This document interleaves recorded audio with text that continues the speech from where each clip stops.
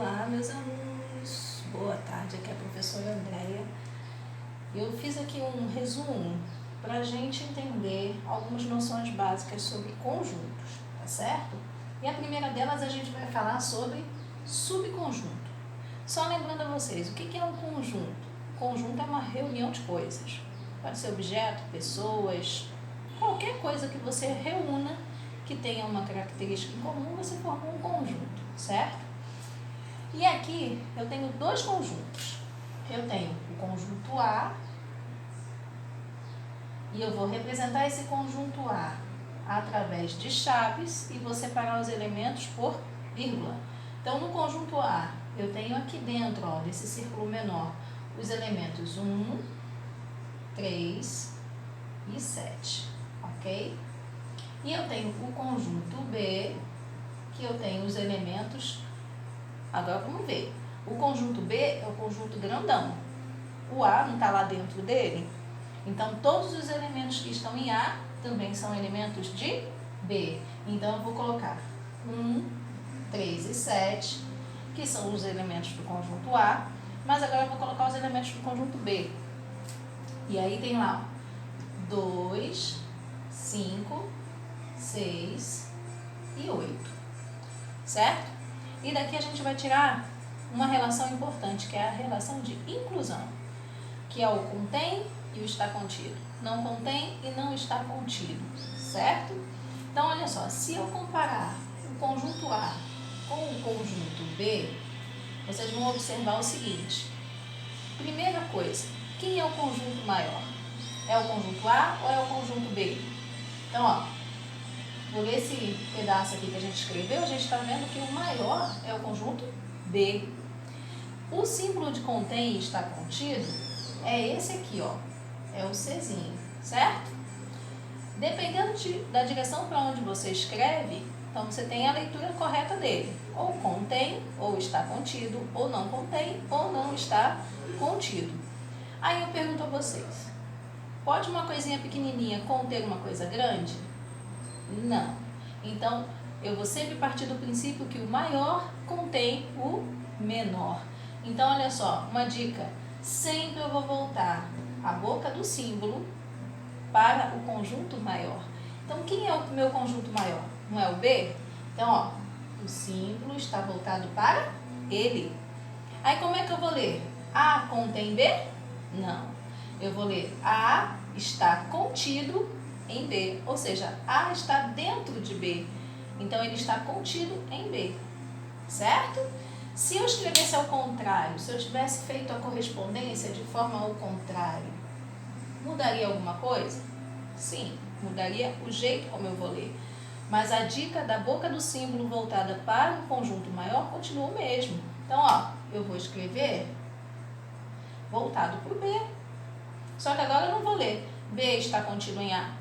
Eu vou ler B contém A, certo?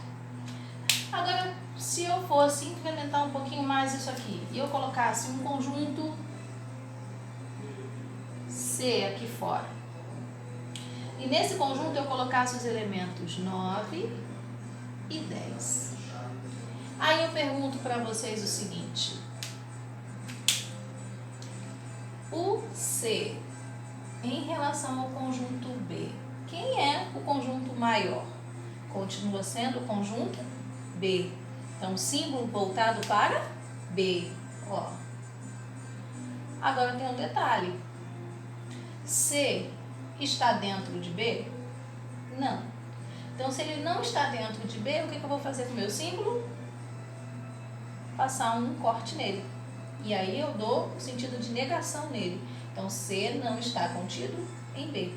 A mesma forma, se eu fosse escrever o contrário, B em relação a C, como ficaria? O símbolo continuaria voltado para B, só que agora ele estaria cortado também.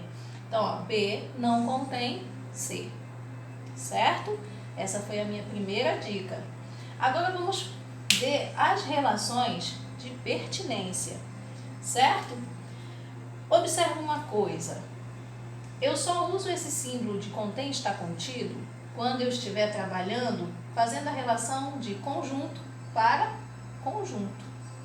Se eu tivesse escrito aqui agora, essa seguinte relação aqui, ó, o elemento 7 em relação ao conjunto B. O elemento 7, eu já não falo mais conjunto 7. Primeiro, porque o nome do conjunto é sempre uma letra do alfabeto maiúscula.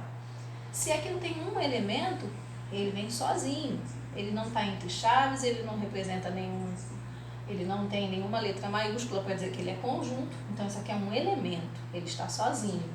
O elemento 7 em relação ao conjunto B, eu posso dizer que contém ou está contido? Não, jamais. Eu vou dizer o quê? Que ele pertence ou que ele não pertence àquele conjunto. Então, eu vou lá no conjunto B. O conjunto B está aqui. O 7 está lá dentro?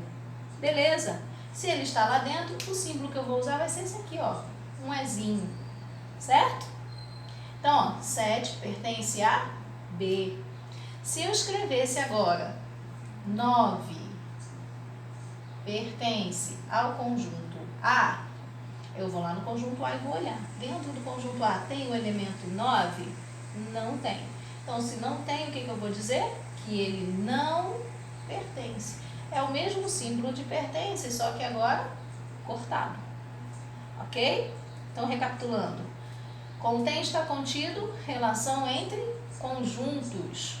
Pertence, não pertence, relação entre elemento e conjunto. Ok? Gravou essa dica aí? Então, essa aqui vai ser a minha primeira videoaula para vocês. Para vocês poderem resolver a primeira lista de exercícios que eu mandei para vocês. Tá ok? Qualquer dúvida, vocês podem consultar o livro de vocês, tem esse resuminho bem mais explicadinho lá, mas vocês também podem me perguntar pelo WhatsApp, tá ok? Um abração e fica com Deus. Tchau, tchau!